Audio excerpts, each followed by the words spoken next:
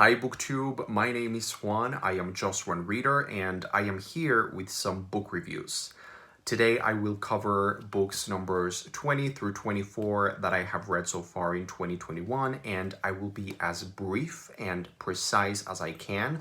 I'm just going to tell you my impressions, what I liked or disliked about these books. I'm not even going to tell you a lot about the story of each book. So let's just get started. Firstly, book number 20 that I read in 2021 was Playthings by Alex Feby. This book follows the story of Daniel Paul Schreiber. He was a very important real person in the history of psychoanalysis, psychology, and psychiatry, because when he was in his 40s or 50s, I forget, he had a very interesting, severe, and important psychotic crisis. He became delusional and he had some hallucinations, and it's a very interesting clinical case that is still studied today because it's a very important case in the history of psychiatry and psychoanalysis and psychotherapy in general. And this book follows his story, and I felt very weirdly about this book. I thought the story didn't really feel new to me because I am a psychoanalyst myself and a psychotherapist. The story didn't feel new to me. Of course, there was no surprise. It didn't give me anything new that I didn't know, or it didn't really portray anything in a new, interesting enough way for me. So I found it boring on that regard. I did like Alex Feby's writing style because it felt polished, it felt precise, it felt a little bit experimental in a way, and I appreciated that more than I enjoyed it. So I gave this book 2 stars, but it's a very personal rating. I mean, it's a rating that I gave this book because of very personal reasons, because I didn't feel anything new was offered for me. So I don't know if this book will be for you. Maybe if you've never heard of this man, Daniel Paul Schreiber, maybe this will be an interesting discovery for you. Then I read Affinity by Sarah Waters. Sarah Waters is an author that I have read and loved previously. I really liked her writing style itself and her atmosphere, the way that she uses language to conjure up this gothic, lush, romantic, somber, and macabre atmosphere. And Affinity as a novel really delivered on that end. The atmosphere was very gothic. There's like a spiritual, mystical vibe to it. There are seances. There are prisons. There's beautiful sort of houses, a very gloomy settings. And, I enjoy those kinds of settings and the atmosphere that was conveyed throughout the book. However, the story, it was very frustrating. The story I did not enjoy. I did not feel compelled, actually. I did not feel engaged or connected to the characters or the plot. Thematically, I think it's a very interesting novel, and I actually would like to reread this book sometime in the future, knowing the things that I know now about the ending. I would like to revisit the book and try to pace myself differently in reading the books, just so I could have a different experience.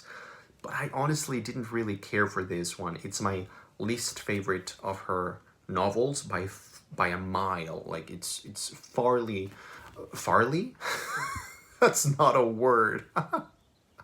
It's far inferior to the rest of her work, in my humble opinion. Some people say this is like the best thing that she's ever written. I heartily disagree. I thought it was repetitive, but there you go. That's just my opinion. Then I read nonfiction, The Anthropocene Reviewed by John Green, and I really, really loved this. I gave it 4.5 stars, something like that. It's a collection of essays, and as it usually happens with a collection of anything, there are some pieces and some chapters and some essays that are better or worse, or that you connect to more or enjoy more, or that you resonate with more than others. And that's why I didn't give it the full 5 stars, but I really, really enjoyed this. I really enjoyed John Green's voice. I've always enjoyed him as a figure and as a voice.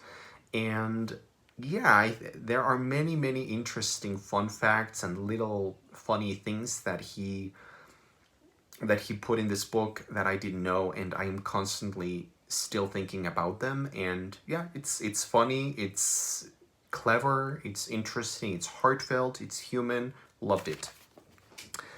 Then Ship of Destiny. The Life Ship Traders trilogy finally ended, and I think it ended perfectly. Not perfectly, but a very, very, very, very successful ending to a really great trilogy.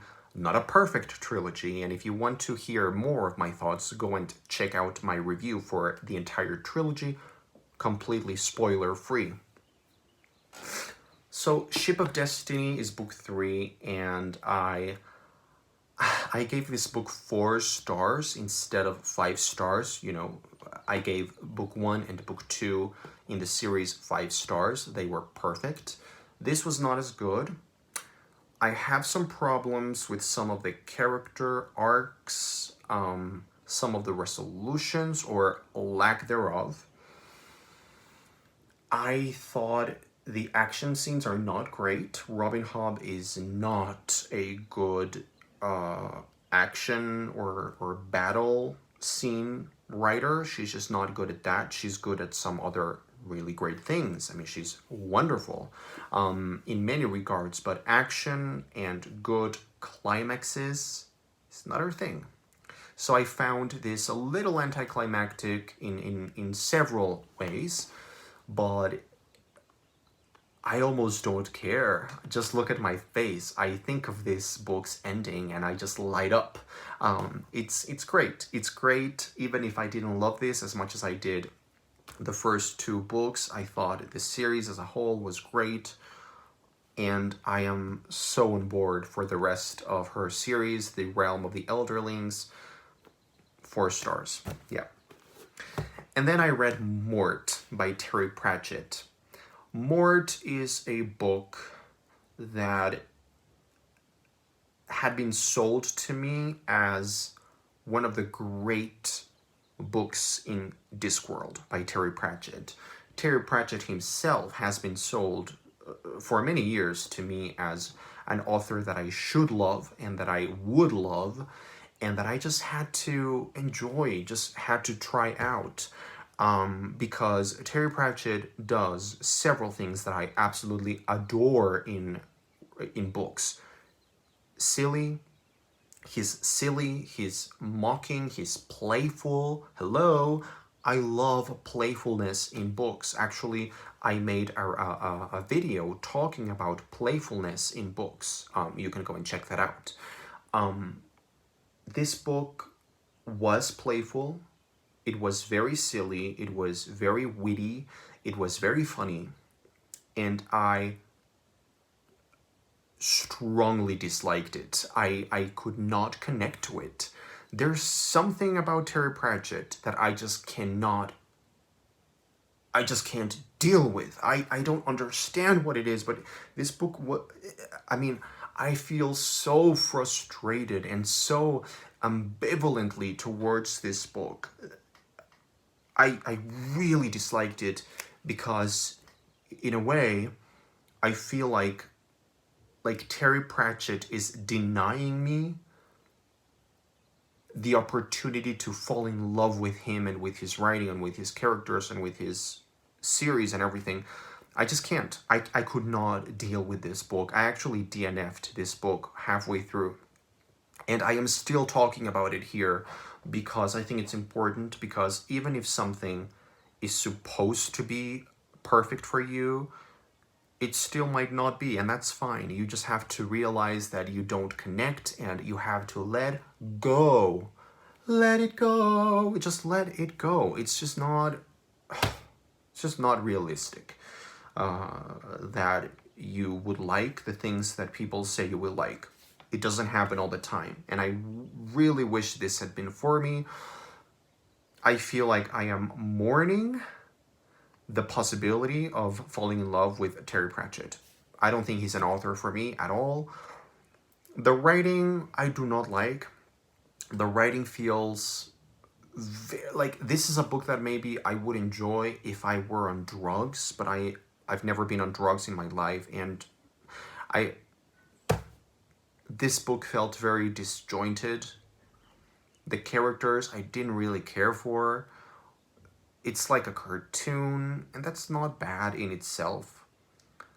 It was very funny and very silly, and the opening is great. I mean, the first 50 pages I loved. I loved the character of Death. I loved the character of Mort himself. I love the setting and the premise of the story, but then the book becomes unbearable. Unbearable. So frustrating. It's like a collection of little sketches, a little bit like Monty Python, except I think Monty Python is really good, and this is not good. Many people are going to absolutely hate me for saying this, but I don't see the point in this. I do think it's funny. I do think it's satirical, and I like satire. But honestly, I've read things that I think are far better than this. The Princess Bride by William Goldman. 1,000 times better than this kind of writing.